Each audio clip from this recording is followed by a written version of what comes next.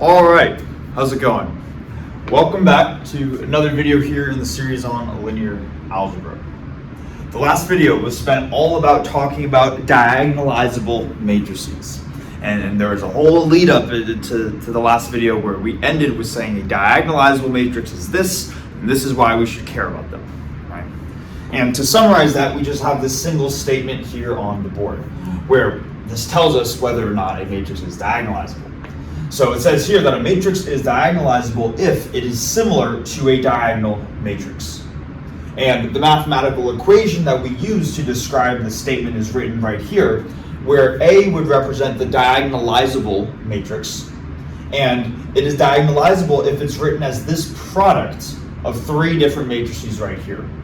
P and P inverse, well, P inverse is the inverse of P, right? And this is just some invertible matrix, P. And the matrix in the middle of those two, sandwiched between those two, is D. It is some diagonal matrix. So that was kind of the condition that we left off with in the last video. And well, that is very good, and hopefully we have some basic understanding as to why this is really useful, why we care about this. Where the example that we gave is if we wanted to take some vector x and transform this vector by applying n different copies of a to x, like this, so a to the n times x, we could rewrite that as p times d to the n times p inverse of x. And for large values of n, this computation right here is probably going to be quicker than this computation right here. So that was where we left off. But one question that might come up that we might not be able to answer right away is to say if I were to provide you with some square matrix, and I would ask, is this matrix diagonalizable? Even if we have a good understanding that this is what it means to be diagonalizable, we might not be able to say, well, yeah, it is, or yeah, it's not. Or yeah, it is, or no, it's not, right? And that's an important question to answer, right? We want to be able to determine if we can do this process to see if this equation of a to the n x equals p d to the n p inverse of x is even possible, right? Because as we've kind of hinted here, not all matrices have this property. That's why there's a name for the special case where matrices do have this property, called diagonalizable, right? So that's going to be the first part of this video, just being able to say what is a clear criteria to determine whether or not a matrix is diagonalizable. Okay. So hopefully that makes sense. That'll be the first part. And then the second part is we're going to go through one example of a matrix which is diagonalizable, and we're going to show exactly how to go about diagonalizing it. Hopefully that makes sense. In other words, if we have a matrix which we know can be written in this form, we're first going to explain why it can be written in this form, meaning that it's going to satisfy some criteria, which we're about to talk about. And then we're going to show, well, how do we actually set up these matrices P, D, and P inverse? Okay. And I say that too, kind of just as a heads up for you guys, because if we already feel comfortable computing each of these matrices right here, P, D, and P inverse, then once we get through the criteria part of the video, then the rest you don't really need to watch if you're already comfortable with it. The purpose of the second part of the video is for those of us who, even if we understand the definition, maybe computing the specifics of these is not so clear, at least right now. Okay. So because of that, the video might be a little bit slow and a little bit tedious, but I think I'd rather have that than to go too quickly through a set of concepts, especially ones as important as diagonalizable matrices. Okay. So that's going to be the game plan. So let's start with the first part, right? Which is just to come up with this criteria. When can we actually say a matrix is or is not diagonalizable? And to do that, I'm going to just come up with this sort of mock example pretty much on the fly, and then we're going to work through this example. And the example might not seem clear initially as to what we're doing, but we're eventually going to be able to connect these dots between the example that we have and this overall statement right here. So to do this, to start off with this example, let's say that I have a matrix A, and let's suppose that A is some 6 by 6 matrix. All right. If A is a 6 by 6 matrix, it's going to have 6 different eigenvalues. And let me just come up with some random numbers for these eigenvalues. So lambda 1 we could say is 2, lambda 2 is 7, lambda 3 is 7. In the general case, just because we have 6 eigenvalues, they don't need to be unique, right? So that's why I'm trying to have some repeated numbers. Maybe lambda 4 is 5, lambda 5 is 5, lambda 6 is 5. Okay. So maybe we have some 6 by 6 matrix A, and these are the 6 eigenvalues of A.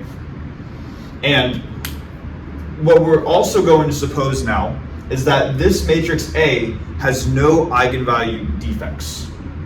All right? And what that means is that if we were to compute, I know it's been a little while since we've written these guys out, but if we were to look at the defect of eigenvalue 2, it would be 0. The defect of eigenvalue 7, it would be 0. And then the defect of eigenvalue 5, it would also be 0. So we're going to suppose that these are the eigenvalues and it has no defects. And what we want to do is we want to say, okay, well, what can we say then about our matrix if we know that it has no defects? And then, even though, again, this might seem like a bit of a weird tangent right now, it will tie back into diagonalizability. Right? So the defect of an eigenvalue is simply the difference between the algebraic and geometric multiplicity of that eigenvalue. So we can compute the algebraic multiplicity pretty easily right here. So let's do that first. So we'll start with the algebraic multiplicity of the eigenvalue 2. And to compute the algebraic multiplicity, that's just how many times does that number show up in the list of eigenvalues, right? Number 2 shows up once, so uppercase M of 2 is 1. Algebraic multiplicity of the eigenvalue 7 is 2, because it shows up 2 times. And then 5 shows up 3 times, so the algebraic multiplicity of 5 is going to be 3. All right? So that's how we go about calculating the algebraic multiplicities. Then we know that in order for the defects to be 0, the algebraic multiplicities need to match the geometric multiplicities. So we immediately know the corresponding geometric multiplicities. We know that M2 then has to be 1, M7 has to be 2, and the lemma of 5 has to be 3, like this. So hopefully we're still with me, just kind of still reviewing stuff. Now, what I want to do next is to say, well, let's think conceptually for a second about what it means, or what the geometric multiplicity is. So the geometric multiplicity is the dimension of the eigenspace. And maybe let's just start with this example right here. So the geometric multiplicity, another way of saying little m of 2, is the dimension of the eigenspace E sub 2. Like this, where if we remember, E sub 2 is the set of all eigenvectors that have eigenvalue 2. Okay, and if the dimension of it is 1, what that means is that, what is a one-dimensional space? That is simply a line, right?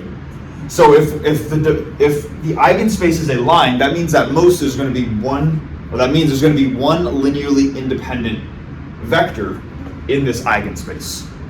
And we can call that eigenvector V1. Okay.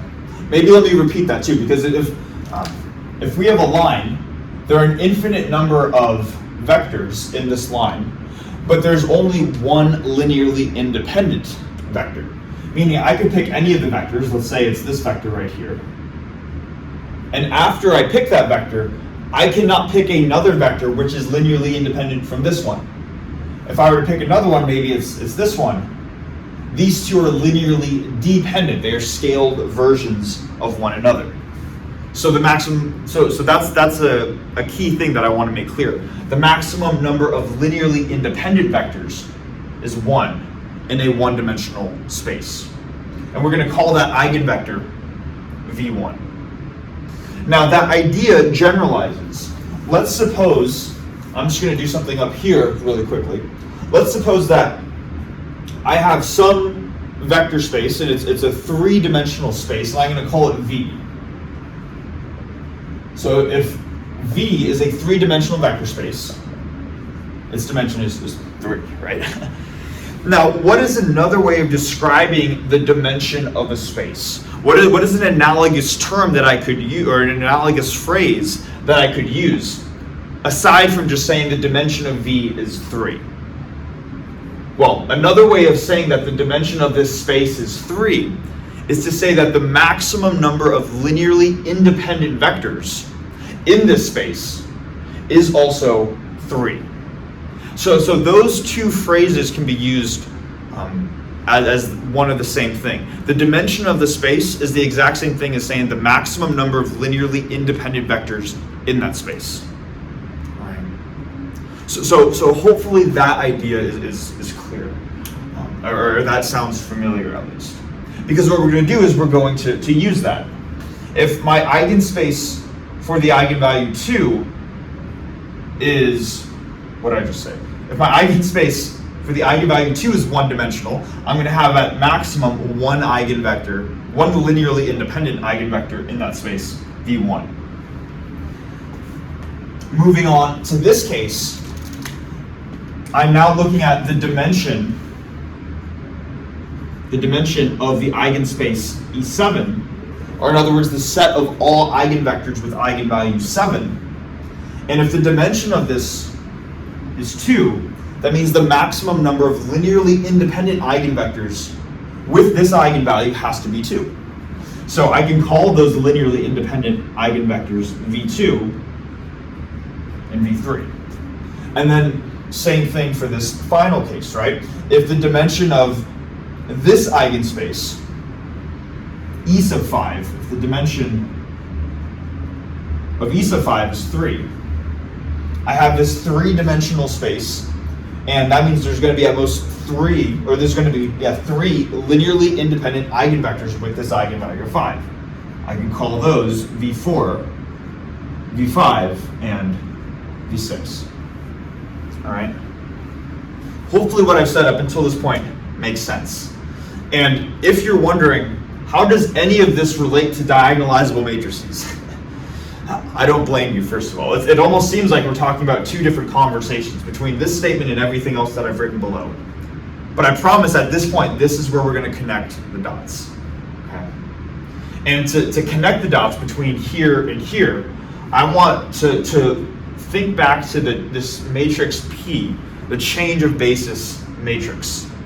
And when we were talking about change of basis matrices, when we made the video on that, we said that there was a nice way of computing the change of basis matrix P. And here's what we said. If we had some starting basis, which is usually going to be the standard basis. So if we have our standard basis, which we can call E1 all the way through E6, if we're working in 6 dimensions. And then we have another 6-dimensional basis, which I'm going to conveniently call V1 through V6, like this. Then we can set up a change of basis matrix to go from one basis to the other. And the way that we can set up this matrix P, if we're starting in our standard basis and we want to move to this new basis, is that the columns of P can simply be these new, the new basis vectors themselves.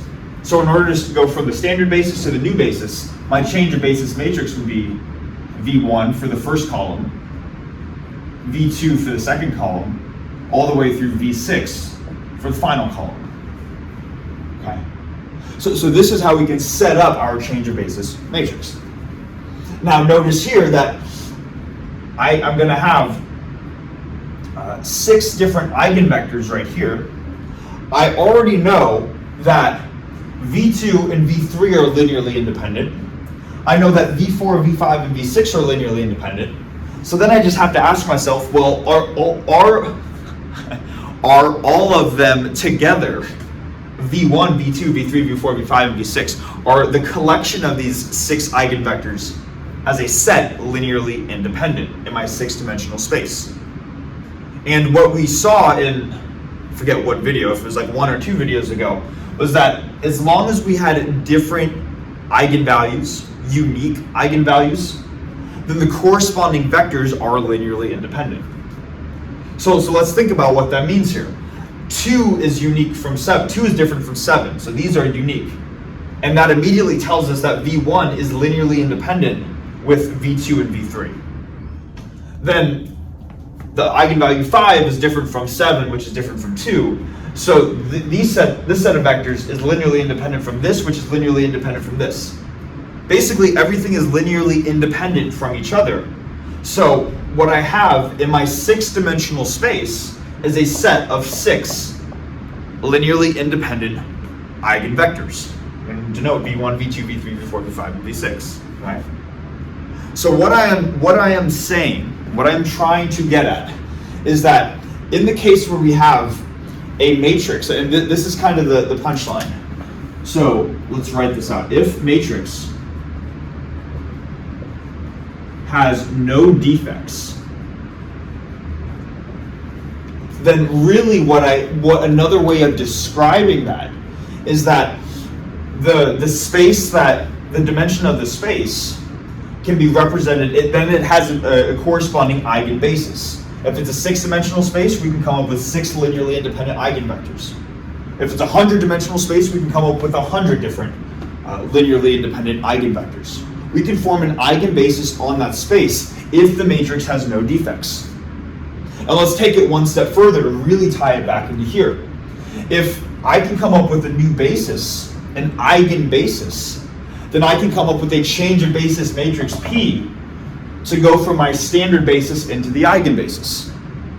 And if I can do this, and each of these columns are linearly independent, then I can compute the inverse of P as well. So I can compute P, D, and P inverse, and hence the matrix becomes diagonalizable. So I said a lot there. Here's what I want us to get out of this. If the matrix has no defects, let's do this. If the matrix A has no defects, then A is diagonalizable. Diagonalizable. A lot of syllables, right? And this is a criteria that we can check to determine if a matrix is diagonalizable. Okay? Now let's assume the opposite. We assumed here the matrix had no defects and came to the conclusion that if it has no defects, then it's diagonalizable. What if the matrix does have some defects in it? Well, what that would mean then, if the matrix has some defects, one of these values is going to be non-zero. It's going to be greater than 0. Doesn't matter, besides this one right here, because the algebraic multiplicity is 1, we could pick either of these two such that its algebraic multiplicity, uppercase M, is greater than its geometric multiplicity, lowercase m. It doesn't matter what we choose. Let's suppose this final one, the geometric multiplicity of 5, now is less than the algebraic multiplicity of 5. Let's suppose that instead of little m of 5 being 3, let's now maybe say that it's 2. How does that change things? How does the picture change? Well, if little m of 5 is 2, the dimension of the eigenspace, E sub 5, is also 2. Which means that I'm only going to have 2 linearly independent vectors in this eigenspace right here, as opposed to 3. So now, even though I'm working in a 6-dimensional space, because A is 6-dimensional, now if we were to look at how many linearly independent eigenvectors do I have, I only have 1, 2, 3, 4, 5. So then the question becomes, do those set of 5 vectors form a basis in a 6-dimensional space? The answer is no, right? So we no longer have an eigenbasis, and now that's a problem, because the whole point of having this matrix P is that it is a change of basis matrix. It takes us from the standard basis to some other basis. Emphasizing basis because now we don't even have a basis. So if we don't have a basis, how can we set up a change of basis matrix? The answer is, well, we can't. Okay? And then that's kind of the key there. And let me write this out because I realize I'm saying a lot of words. If all of a sudden, if A has an eigenvalue defect, if A has an eigenvalue defect, that implies no eigenbasis, which then further implies that I can't set up my matrix P. But in order for A to be diagonalizable, I need to have this matrix P. So if it doesn't have an eigenbasis, so if it has a defect, it has no eigenbasis, which means A is not diagonalizable. Run out of space. Diagonalizable. Okay. So this is a clear-cut criteria to determine whether or not a matrix is diagonalizable. You just check the defects of a matrix, which we already know how to do. If it has no defects, it's diagonalizable. If it has defects, it's not. And hopefully the reasons why are at least somewhat clear with this sort of mock example that we've gone through. So that takes care of the first part of the video. And now hopefully we have an answer to the question. If somebody hands you a matrix, says, is this matrix diagonalizable? You go about calculating its defects and just seeing the values of them. If they're all 0, it is. If there's one that's greater than 0, then it's not. All right. Okay. Now, second part of the video, I'm going to erase everything that we have right here, and then we're going to be very thorough going through an example of calculating P, D, and P inverse for a 3x3 diagonalizable matrix A.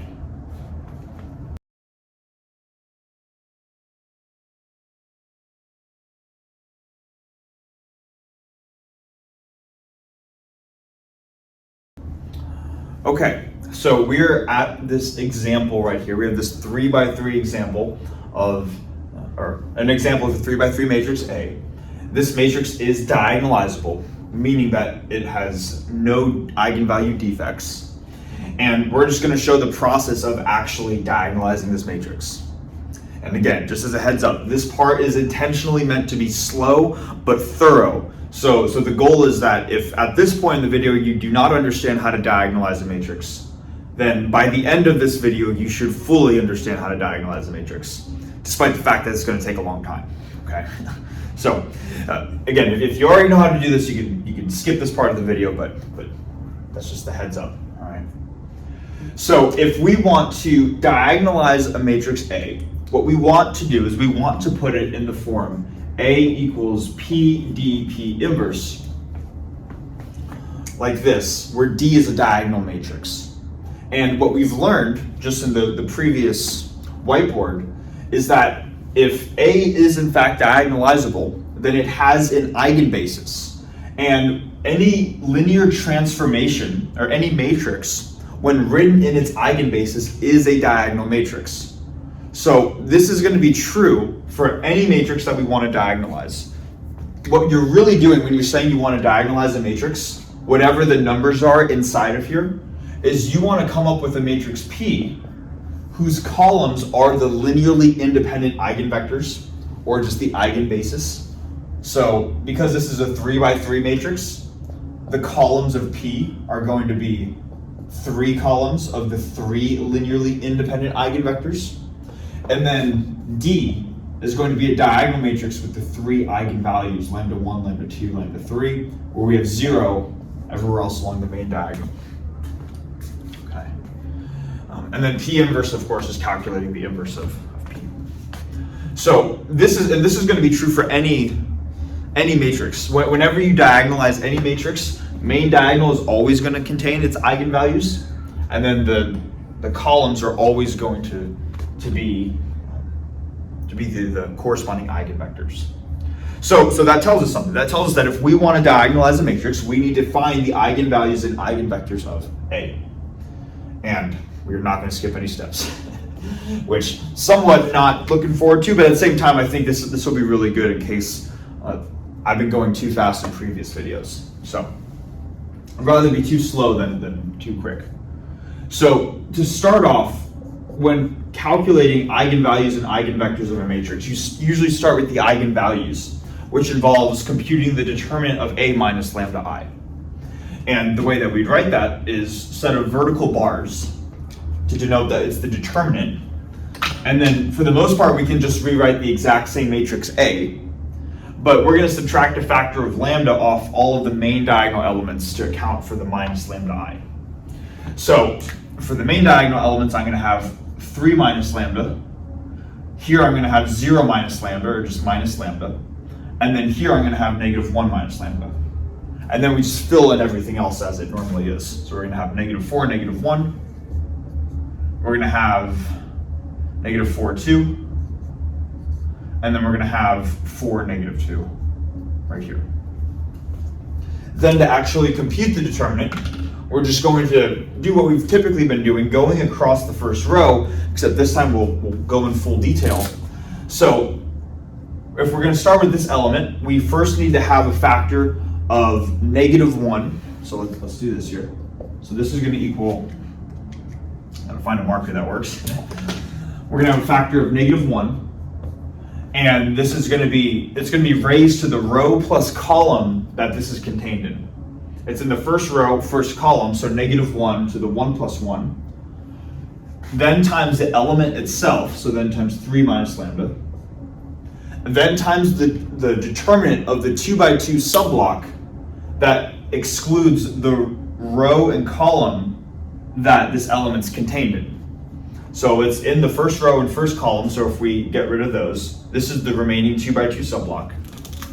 So then we're going to have the determinant of minus lambda 2, minus 2, minus 1, minus lambda, like this. And then as we go across the row, then we're going to have to go to this next term right here. To do that, we're going to add negative 1 to it's in the first row and second column. So negative 1 to the 1 plus 2. Then times the element itself, so times negative 4. Times its 2 by 2 subblock, which is negative 4, negative 1, negative 2, negative 1 minus lambda. That. And then finally, going to this element to get all the way across the row, we're going to have a factor of negative 1 to the first row, third column, so negative 1 to the 1 plus 3. Times the element 4 times its 2 by 2 subblock, negative 4, negative 1, negative lambda 2. Negative lambda 2, like this. All right. And now it's just a matter of going about computing this. We'll do that over here. So let's still write our left-hand side. We're still looking at the determinant of A minus lambda I. Negative 1 to the 1 plus 1, negative 1 squared, or just 1. So I can just write then 3 minus lambda. And then for the 2 by 2 determinant, I'm going to put that in brackets. That's going to be the main diagonal minus the off diagonal. The main diagonal is negative lambda times negative 1 minus lambda. Same thing as lambda times lambda plus 1. The two minus signs cancel each other. And then minus the off diagonal, minus 2 times negative 2, minus negative 4, or just plus 4. Then we get to this term right here.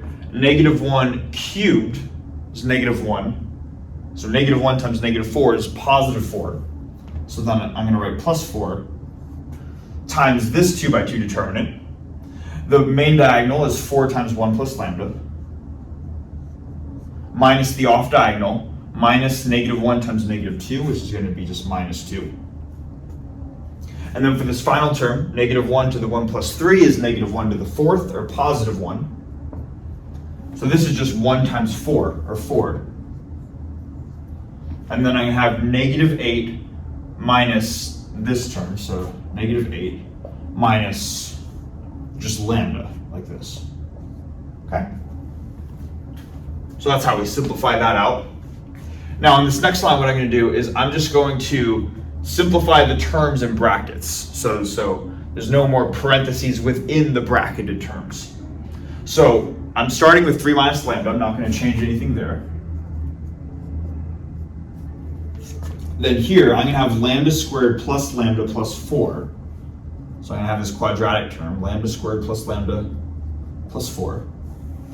Then over here, I'm going to have plus 4 times the thing in brackets, which is going to be 4 plus 4 lambda minus 2, which is going to be 4 lambda plus 2. And then finally, for these last two terms, I'm going to have minus 32 minus 4 lambda, like this. Okay. Now what I'm going to do is I'm just going to simplify the remaining terms. I'm going to expand this product out and then distribute 4 into here. And when I do that, this is what we get.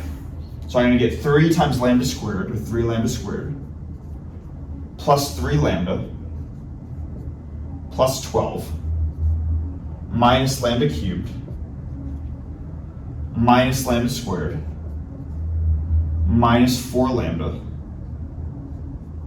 minus 4 lambda, and that's going to take care of this term. Then we move on to this term. We're going to have plus 16 lambda,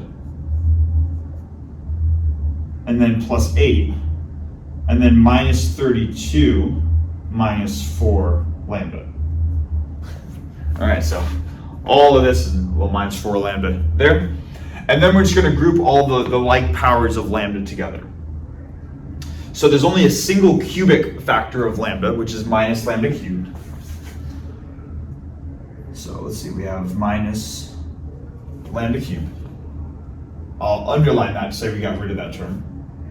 Then for the quadratic lambda terms, we're going to have 3 lambda squared minus lambda squared. That's just 2 lambda squared. And then for the terms linear in lambda, I'm going to have 3 lambda minus 4 lambda is negative lambda, plus 16 lambda is positive 15 lambda, and then minus, so plus 15 lambda, and then minus 4 lambda gives us plus 11 lambda. So the linear term in lambda is plus 11 lambda, and I underline all of those terms. And then for the constant, let's see, we're going to have plus 12 plus 8 is plus 20, minus 32 is minus 12. Like this. So this is the quadratic term, or sorry, the cubic polynomial. And we're going to want to solve this cubic polynomial to determine its roots, the 3 eigenvalues of this matrix right here. So what I'm going to do now, because that's not going to be trivial, of course, and this is, so we're going to have to figure out how to solve this thing. So what I'm going to do, just to give myself some more room, I'm going to erase everything except I'll keep the cubic equation that we're going to try to solve up here, and then we'll proceed from there. Well, let me actually do one thing real quickly. The way that we solve for the eigenvalues, of course, is to set the determinant of a minus lambda I to 0. So we'd set this quantity to 0. I want to make sure that, or I prefer to get the coefficient in front of the cubic term to be positive 1. So I'm going to multiply the entire thing by negative 1. When I do that, I'm going to get 0 equals lambda cubed minus 2 lambda squared minus 11 lambda plus 12. I'm going to keep this equation up at the top, and then we'll proceed from there.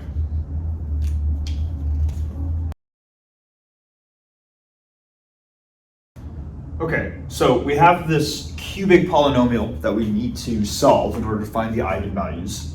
And sometimes you can do this factoring trick where you can take out a factor of lambda squared here, leaving you with lambda minus 2, and then hope that you get a factor of lambda minus 2 when you factor over here. Unfortunately, as you can see, we can't do that, right? There's no factor of lambda minus 2 over here, so we gotta try something else.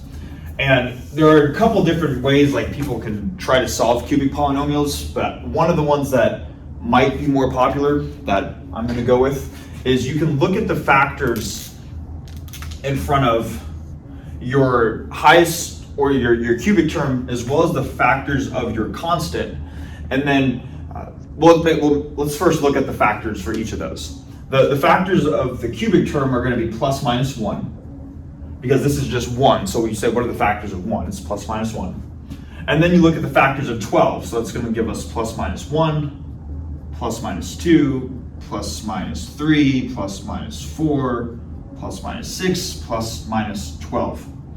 And what you can do is you can take the factors of your constant, divide these by the factors of your cubic coefficient, and the resulting quantities are the possible values for your cubic roots.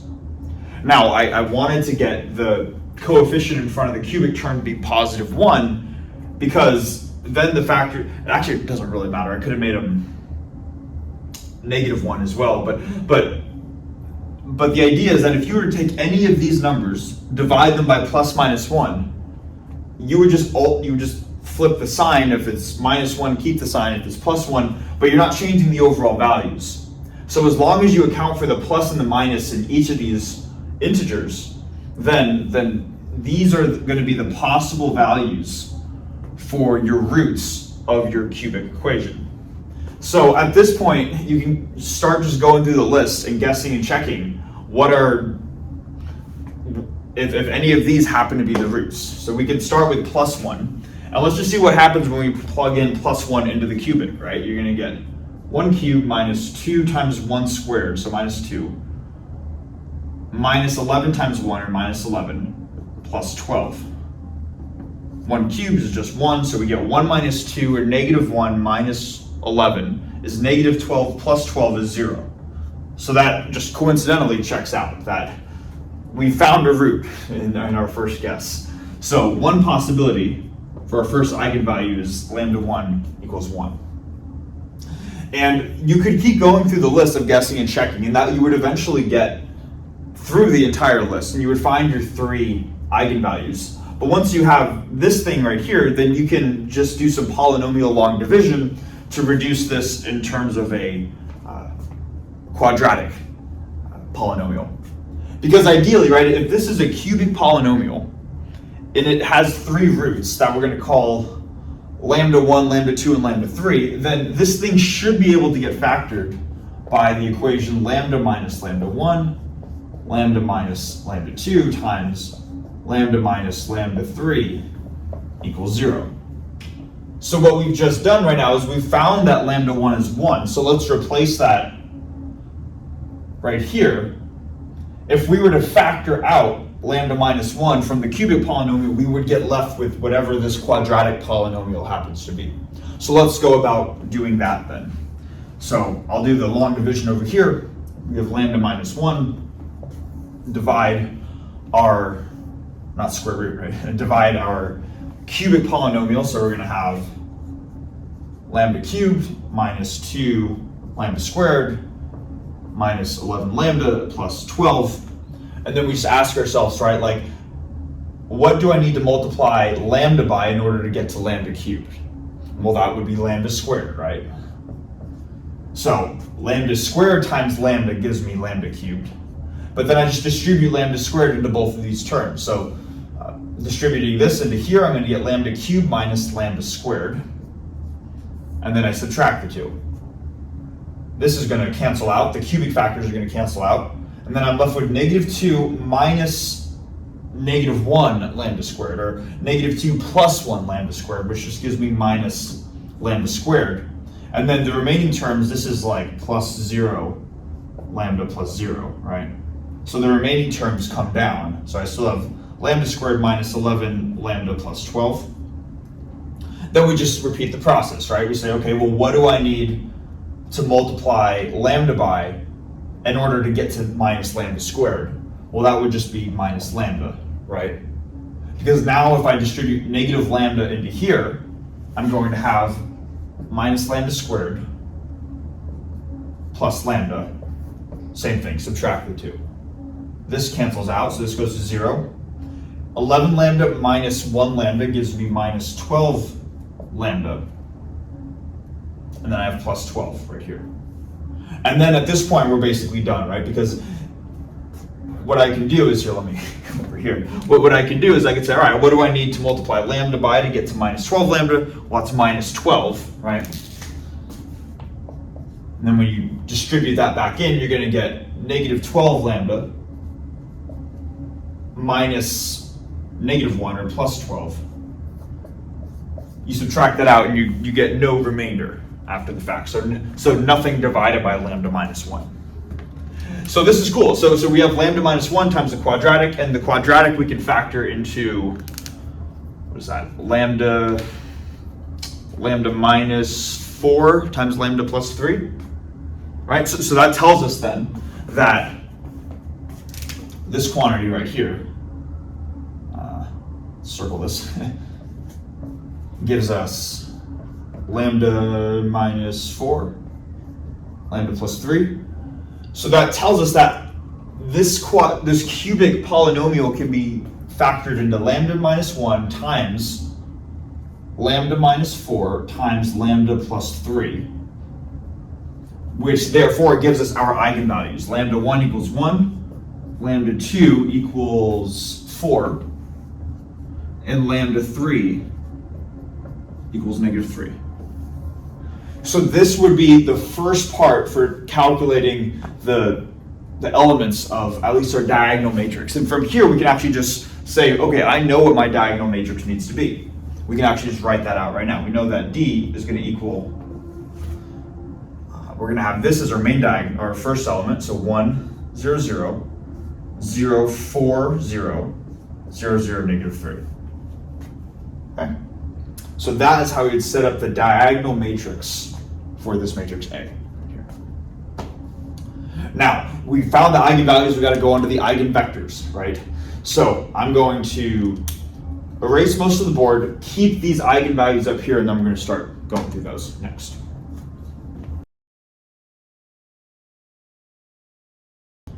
Okay, so we've computed the eigenvalues, and now let's just compute the corresponding eigenvectors. So originally, if we remember, the equation, the characteristic equation, the determinant of A minus lambda I equals 0, that came from the equation A minus lambda I times the eigenvector V equals the 0 vector. It's kind of where that stemmed from. So what we're going to do, we're just going to apply this equation now for each value, lambda 1, lambda 2, and lambda 3. Starting with lambda 1, our first eigenvalue, when lambda 1 is 1, we need to solve the equation A minus 1 times I, or A minus I times our first eigenvector V1, giving us the 0 vector. The way that we set that up is we just take our matrix, but subtract 1 minus the off diagonal. So this is going to be 2, negative 1, negative 2, like this. And then keep everything else the same. So negative 4, negative 1, negative 4, 2, 4, negative 2, times the components of our first eigenvector, V1. So I'm going to say this is the first component of V1, the second component of V1, and the third component of V1. And that should equal the 0 vector. Now, we need to solve for what V1, the three components of V1 are. And what we usually do in a 3x3 system is we can take any two equations. There are three equations to choose from. I'll just choose the top one and the middle one. So when I do that, I'm going to have 2 times V11 minus 4 times V12 plus 4 times V13 equals 0. And then for the middle one, I'm going to have minus 4 times V11 minus V12 minus 2 V13 equals 0. And then I can just set an arbitrary component to be one of the three components to be an arbitrary value, which we usually take to be 1. So let me just set the top component to be 1, although it doesn't have to be the top one, but let me just set that to be 1. So this becomes 2 times 1, negative 4 times 1, like this. So that leaves me with a system of two equations with two unknowns. I really said I wasn't going to skip any steps, did I? Okay, so when I do that, this equation is going to become minus 4 V12 plus 4 v13. And then if I subtract 2 over to the other side, that's going to give me minus 2. Then for this equation, I'm going to have minus v12 minus 2 v13, like this. And then if I add 4 to this side, I'm going to get equals 4. And now I have just a system of 2 equations with 2 unknowns. So it doesn't really matter how I go about solving this, but let's suppose that I want to take the bottom equation and isolate for v12. So I need to add 2 v13 over to the other side and multiply everything by minus 1. So then this equation is going to become v12 equals, let's see, that's going to be 4, or let's see, it's going to be plus 2, so the minus 2 v13 minus 4, if I did that right. Going from here to here. I think that's right. That, yeah. So now I can just substitute that back into the top equation. So now this top equation is going to become minus 4 times this value. So minus 2 v13 minus 4 plus 4 v13 equals minus 2. And now let's just simplify this out. This gives me 8 v13 plus 16 plus 4 v13 equals minus 2. So then I'm going to get 12 v13 equals negative 2 minus 18 or minus 16, which is minus 18. Divide 12 over, so then we get that v13 is minus 3/2. And then we can just plug this into one of the equations. Let's plug it into this one right here. So then we get that v12 is minus 2 times v13, which we said was minus 3/2, minus 4, and that's going to give us 3 minus 4, right? Yeah, or minus 1. So what that tells us then is that our eigenvector, v1, is going to have 3 components. The top component we arbitrarily set to 1.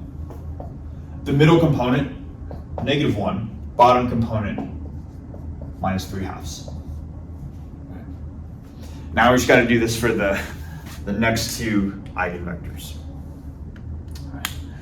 So what I think I'm going to do is, I'm literally just explaining algebra, right? I mean, I'm trying to really not skip steps, but I think what I'm going to do is I'm going to, well, let's erase the board, but then I'm going to speed through the calculations for the second eigenvectors, v2 and v3, like this algebra right here. You'll be able to see me write it on the board, and then I'll just talk about what I did so it's not quite as long going forwards.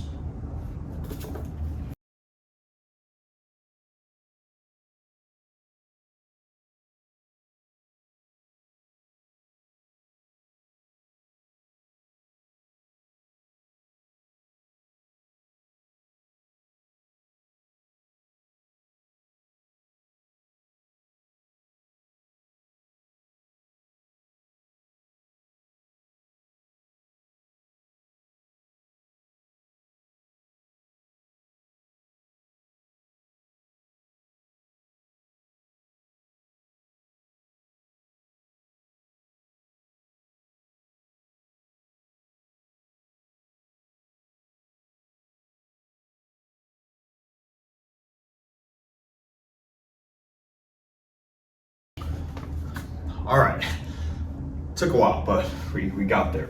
So basically, I split the board into 2 main cases. The first is when we're solving for the eigenvector v2, corresponding eigenvalue lambda 2. The right half of the board is solving for v3 with the eigenvalue lambda 3. This is the algebra. I went through the same process as I did with the first eigenvalue, where we basically just took the top equation and the middle equation in both of the matrix vector equations. So that's where you're going to get here. That's where you're going to get here. And basically, I set the top component of each eigenvector to be 1. So we have 1 here, 1 here, and 1 here. And then this in words is just describing the algebraic steps to solve for the other ones. So that way, what I would recommend doing is really try this by yourself, and then if you get stuck or disagree at some point along the way, maybe you can compare with what I have. Looking back on this, I don't know if this was useful at all, but now we can at least say we've gone through a full example of calculating these things.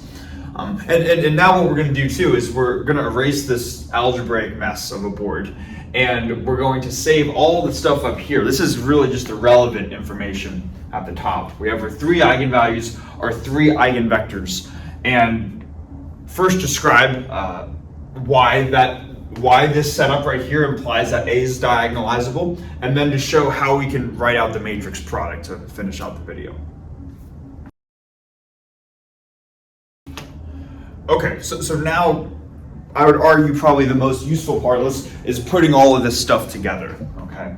And there's some new stuff or some non-trivial stuff in doing that, which is why this part's probably worth zoning back into if we zoned out the past however many minutes of me doing algebra. So the first thing to note is that we want to ask ourselves, why is A diagonalizable in the first place? And we mentioned at the beginning of the video that a matrix is going to be diagonalizable if it has no eigenvalue defects. And just from this alone, we're able to calculate eigenvalue defects, just kind of looking at this. So the 3 eigenvalue defects we would need to examine are delta 1, delta 4, and delta negative 3. Because each of those eigenvalues show up a single time, their algebraic multiplicities are just 1. And when your algebraic multiplicity is 1, then your corresponding geometric multiplicity is going to be 1. There has to be at least one eigenvector corresponding to that eigenvalue. That's kind of what makes it an eigenvalue in the first place. And so this is true though. Whenever you have m of something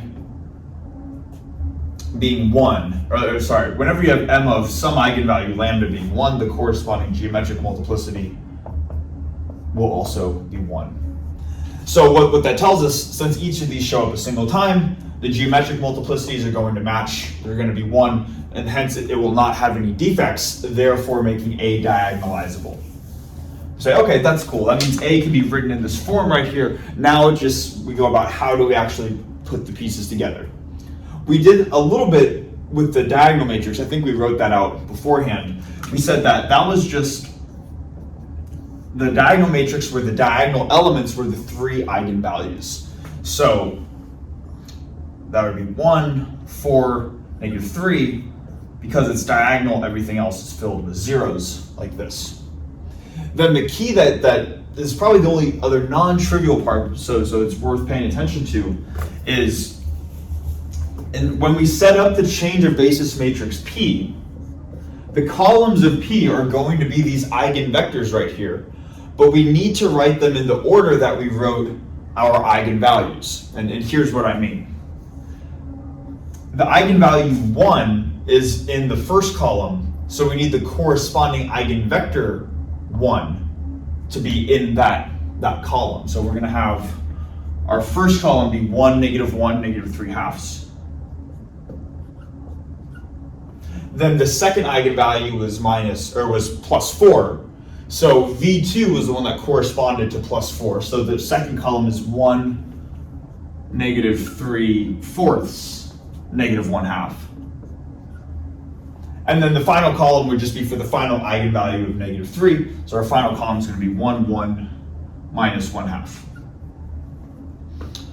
Now, what you could do, and there's some flexibility in this, is you could easily set, there's no order, we didn't have to put 1 first. We didn't have to make the first eigenvalue 1, the second one 2. There's no order in which we arrange these, right? We could have easily had negative 3 be the first eigenvalue. All that would do is that would change where you put them in your diagonal matrix, and then your columns would need to respond accordingly. So the main rule of thumb though is that whatever column your eigenvalue is in, the corresponding eigenvector needs to be in that same column. So usually and this is usually what people will do on a test. If they ask you to diagonalize a matrix, what they're really asking you to do is to set up this matrix P and to set up this matrix D. Usually they're not going to ask you to compute P inverse on a test unless they're specifically testing you on how to compute the inverse of a matrix, which is why we've already done enough algebra. We're not going to go through that part. So usually what you would write, like if they were asking you to diagonalize a matrix on a test, is you would write A is of the form PDP inverse, where this is P and this is D. If you want to compute P inverse, put a little -1 at the top, like that. Okay? So this would be a valid solution for diagonalizing a matrix. And now, hopefully, we are well aware of how to calculate eigenvalues and eigenvectors of a matrix. All right. So yeah, that's going to be it for this video. Next video, we're going to be moving on to some new conceptual material, which that's the stuff I really get excited about too. Nothing wrong with making sure we know how to calculate these things, but I think the mathematical ideas themselves are really fun. So excited for the next video. Thanks so much for watching this one, and yeah, hopefully see you guys in the next one.